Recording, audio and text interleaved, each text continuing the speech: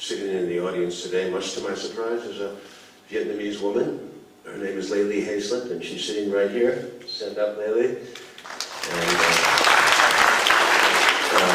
By example, I never met her. I didn't know her from Adam. I read her book on a plane somewhere in the Far East, and it was called When Heaven and Earth Change Places. And it was an autobiography written with a young man. And it was about a Vietnamese peasant woman who grew up in a village in northern South Vietnam, and she had a pretty tough existence, like everyone, like the Vietnamese villagers had, and she had to go on both sides of the equation. She had to work with the Viet Cong, and she had to work with the Americans to survive. And it's a horrific story, a great book.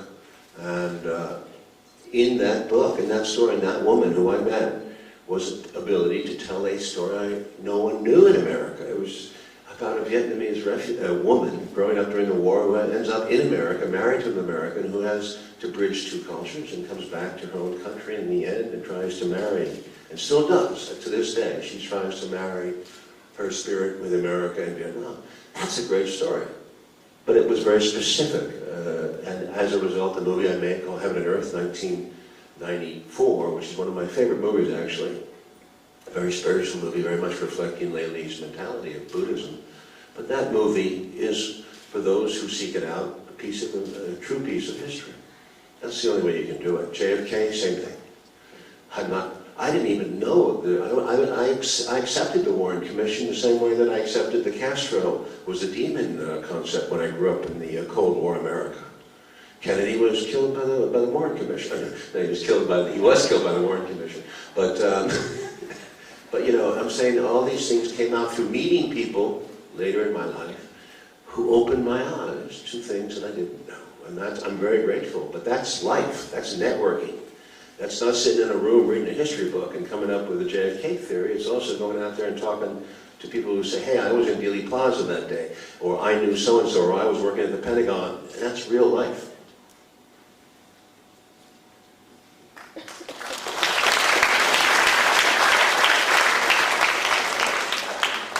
Okay. Some people argue that the purpose of history is to learn from the past, but we've seen so many of the mistakes being repeated. So what's your opinion on the sort of purpose of studying history? Okay, one thing you guys got to do in high school, you got to learn how to speak with rhetorical precision. You have to make your dictation and your words precise, very important for life. Can you repeat the question, please? Sorry to put you on the spot. But my daughter is 14 and she does that slurring thing. Please repeat it. Some people argue that the purpose of history is to learn from the past, but we've seen so many of the mistakes in the past being repeated again. So in essence, we haven't learned from it. So what do you think is the purpose of history? The purpose of history? Studying history. You know, no one said there was a purpose of history. There is no God at the end of the day saying, here's the purpose of history. You guys listen to me or not? If I were God, I'd be bored to death by what I've seen over the last few thousand years. It was the same thing over and over again. Why would there be a God to hang around and watch this? Wouldn't you change something? It's ridiculous. We get smarter and smarter. We get computers. We're like the best monkeys in the world. And we've got the dumbest hearts. Our hearts are in the dirt. I mean, we kill each other like crazy. Look at what's going on in the Senate now. I mean, in the United States Congress, the Republicans have declared no to everything, and it's a complete blockage of common sense. So what is history but a repetition of insanity? On that basis, there is no hope if you seek for a purpose. I think what I said earlier is we got to work it out. History is a shadow that looms over us. All we can do is learn from the past, learn the overall patterns, not the dates, but you should know when the Crusades happened. You should know what sweeping events happened. You should certainly know when the French Revolution happened, when the Russian Revolution happened, when World War. If you don't know this, you're a moron and you're not paying attention, because it is important. It's as important as 2 + 2 and your basics. You have to have your building blocks. You should know what the civilizations were and when they ended and why. But they're not going to answer your questions. purpose has to be worked out as you go. You will find your purpose the way I found my purpose.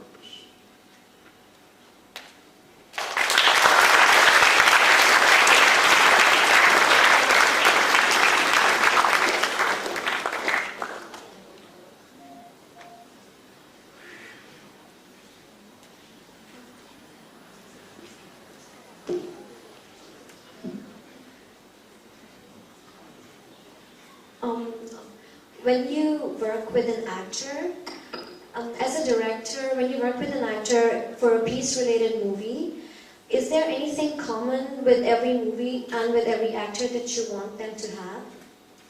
Yeah, they all want to look good. There is a... I'm sorry, go ahead. I mean to say, for a piece-related movie, do you want an actor to have a certain aspect every time when you make such a movie? A what related movie? A piece-related movie. Peace, P-E-A-C-E? Yes. I would never think of it quite that way, that I'd make a peace-related movie. Peace is, to me, peace is not a very good dramatic subject.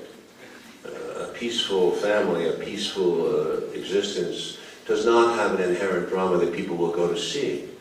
Make a peaceful movie, most people get bored.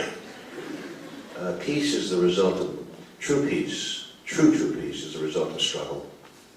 And struggle is dynamic and tension-filled. So you must get to peace if you can find the peace. Some people, for example, there's a movie, I don't know if you've seen it in Thailand, called Precious. It just came out, very, very well awarded, about a black young woman growing up in New York, and she is, everything is difficult for her, and she struggles to try to achieve. And it's not a resolved ending, but certainly she gets to a place where she finds more peace, and it's the beginning of a new life for her. But that's a good movie because she comes from tremendous adversity. Layli came from tremendous adversity. She's a great believer in peace, and as a result, the movie becomes about peace. But it's really based in struggle and war. That's the nature of this life. Its evolution seems to be a form of struggle. I don't know that we've understood the full pattern of it, but we can see that evolution is extremely violent and dynamic and changing all the time.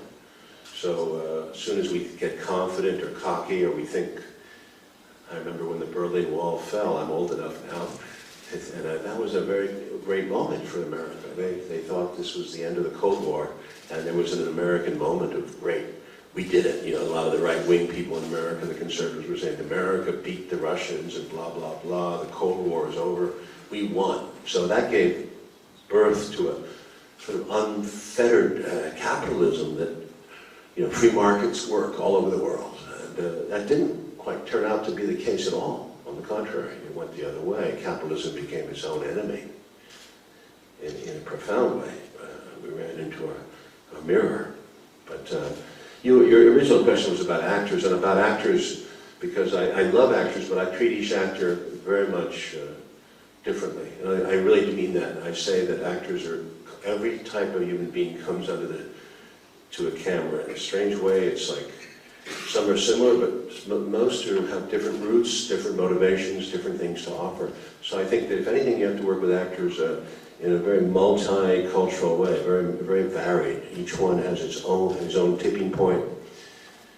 It's a real challenge to bring a group of actors together into a whole, a chemistry that works. Very difficult for me, and I think most directors, because you can hire the best actor, the most famous actor, and then it's a nice package, and it all seems to fit to somebody's eye, but it really may not fit. So chemistry is a crucial aspect to casting.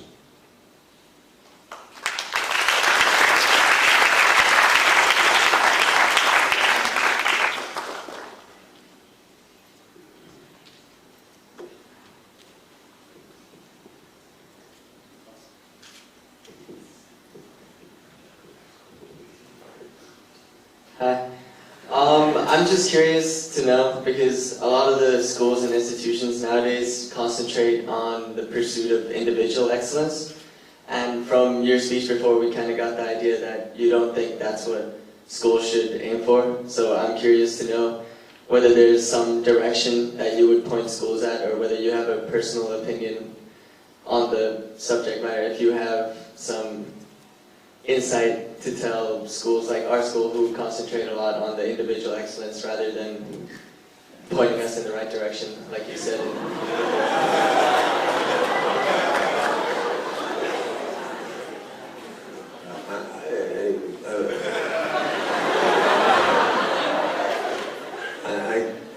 You're talking about individual excellence, or were you talking about the great man theory of history? I'm looking. You're talking about individual excellence in students.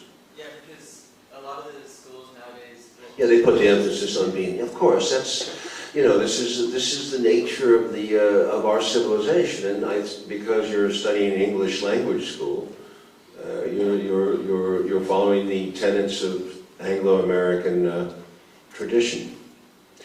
Look, it's a very good education, and you have to, I think, what I was trying to say, I think it has to be tempered with humanity, and I think that was what was lacking in the traditions that I grew up in.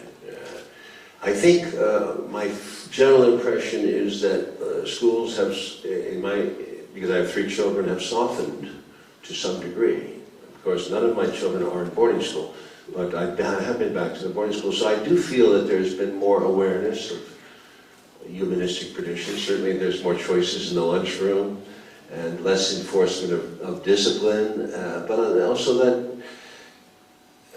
it works both ways. I mean, if the teachers do not have the ability to enforce some discipline in the class, what's the point? I think that what I'm saying, you mustn't misunderstand, I'm not calling for laxity. I think it's as difficult to be kind as it is to be smart.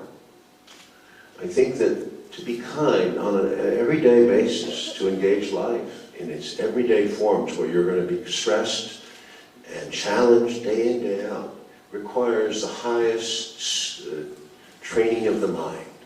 Your mind must be like steel, tempered like steel, to deal with all the issues that you will have in the course of a day. You are always going to meet your edge. You're going to meet the bully on the way home, or someone is going to do something unjust that you think is unjust, or someone is going to anger you constantly through the course of the day. That will require your mind training and your discipline to kick in. And that takes a lot of discipline. It's really tough.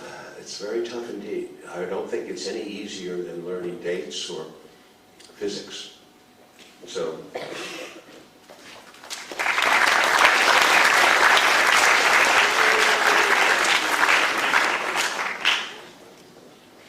Why did you choose filmmaking to capture moments of history? Did you always want to be in the entertainment business? No, I didn't.